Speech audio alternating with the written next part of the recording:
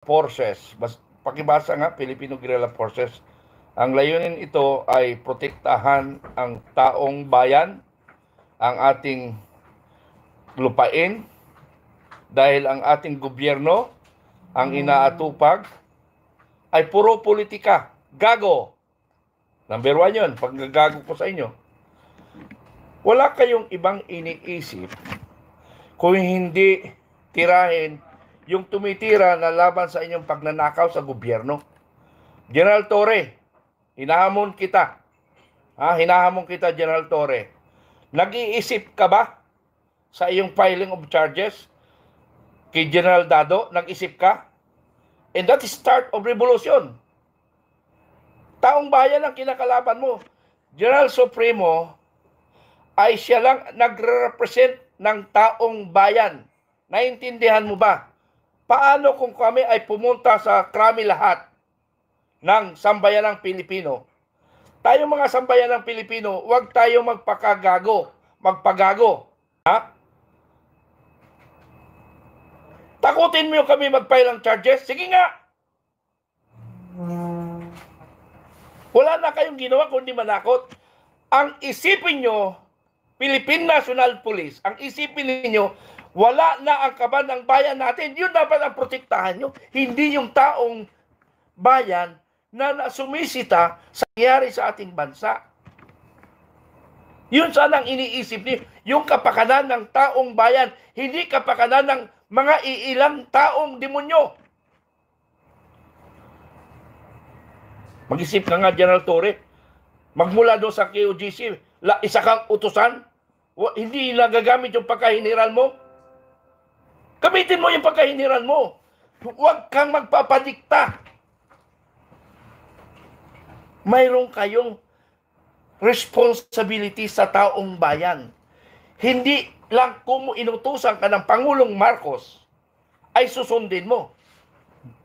Paano ang taong bayan? Paano ang taong bayan? Baliwalain nyo na lang? Wawalangyain nyo na lang ang taong bayan? Kami ni Supremo ay nagsasalita in behalf of the Filipino. Tingnan nyo Nabuo namin ang Filipino Guerrilla Force April 9. Dahil naisip namin na ang gobyerno natin ngayon ang inatupag ang kanilang political opponent, pabagsakin in preparation 2025 and 28. Hindi nyo ba nakikita yon? Philippine National Police? Hindi nyo ba nakikita yon? Ang dami ng galit ng kapwa nyo police sa ginagawa ninyo. Wala na kayong moralidad. Ginamit na kayo ng mga demonyong nasa gobyerno ngayon. Sige, ikulong nyo kami lahat. Kasi lahat naman kami galit sa gobyerno Almost, hindi ko sinasabi mga bulag at bingi na mga taong bayan na hindi nakikita ang korupsyon. Ang abuse of power. Nakulang ng tubig. Okay. Nakulang ng tubig sa galit, Narco politics. Communist in Congress. Ang ating presidente hindi napapapa-drug test because positive. And of course, the First Lady. Magpa-drug test kayo para ang duda ng taong bayan ay mawala. Now, kung hindi kayo nag-undergo ng drug test, still sa isip nila, mga durugista kayo. Biruin nyo, Pangulo kayo ng Pilipinas, adik ka. Ang sinasabi nga sa narinig ko, ang pamilyang Marcos adik. Hindi nyo ba nakikita, General Torre, na ang inyong, kayong CIDG, CIDG?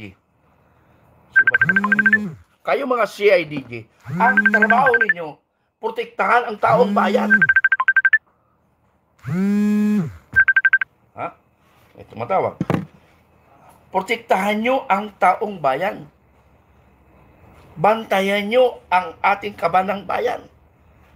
Ang komunista nasa kongreso na. Naimbestigahan nyo ba yun? Alam nyo ba ang nangyayari?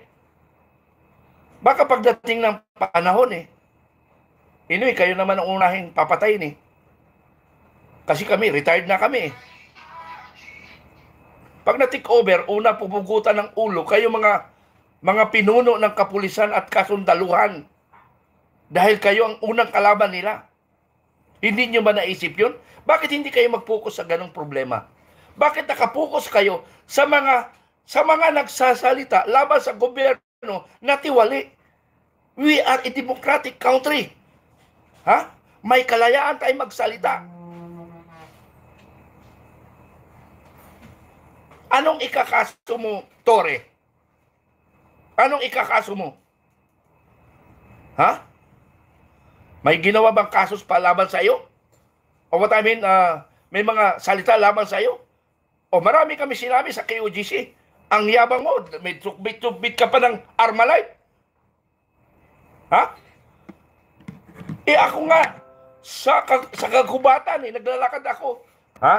Taong bayan kami, may karapatan kami magsalita. And all politicians or all in the government, they are subject for criticism because yung pera ninyo na sinisweldo nyo ay galing sa taong bayan. At now, ang taong bayan ang inyong boss. Di ba sabi ni dating nasirang Pangulong Aquino, kayo ang boss ko.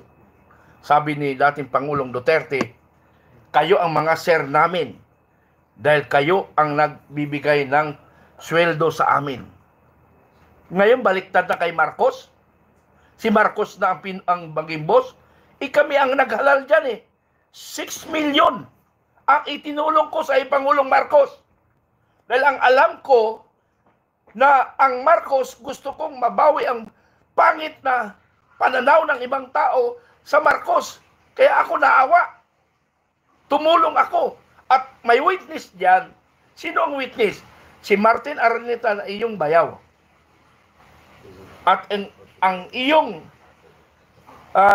SAP, si Secretary Lagdamio, alam nila na pag-usapan na natin.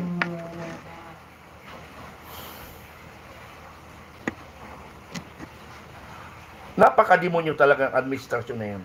Napakawalang hiya nyo. Alam nyo, mga kababayan ko at Pangulong Marcos, kung hindi mo winalang hiya ang taong bayan, hindi lilitaw kami ni Supremo. Hindi lilitaw ang FGF. Kayo rin ang naging dahilan na lumakas kami sa galit nila. Magkasama tayo before the campaign period. Alam ninyo lahat yan. Alam ninyo. Nasa Mandaluyong tayo, nandoon ako. Kasama ko si General Samonte.